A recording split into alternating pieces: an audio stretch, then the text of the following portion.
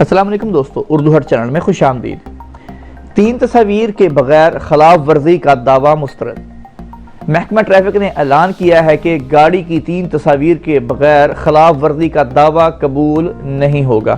محکمہ ٹریفک قسیم نے یہ اعلان باشر سسٹم کے ذریعے ریکارڈ کیے جانے والے خلاف ورزیوں پر مقامی شہریوں کی جانب سے اعتراضات اور شکایات کی بھرمار کے بعد کیا ہے۔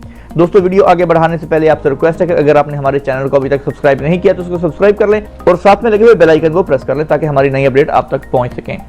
یہ اطلاع مملکت کے تمام علاقوں میں ٹریفک اور ان کے اداروں کو تحریری طور پر دے دیے گئے ہیں۔ ٹریفک اہلکاروں سے یہ کہا گیا ہے کہ وہ کسی بھی گاڑی کا چلان کرنے سے قبل اس کو پہلے روکیں اور مختلف زاویوں سے ان کی تصویریں لے لیں۔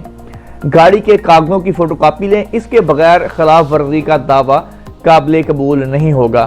محکمہ ٹریفک پولیس یہ نہیں چاہتا کہ ایک شکایت سے نمٹنے کے لیے بہت ساری شکایات کا انہیں سامنا کرنا پڑے۔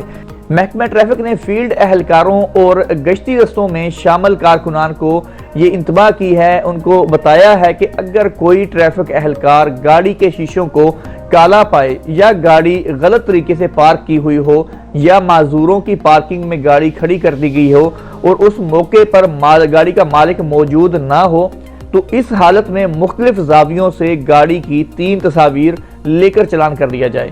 محکمہ ٹریفک نے یہ انتباہ بھی دیا ہے کہ جو اہلکار اس کی خلاف ورزی کرے گا اس کی گرفت ہوگی۔ ٹریفک اہلکار موبائل کے ذریعے گاڑی کی تصاویر اسے روکے بغیر لے سکتا ہے۔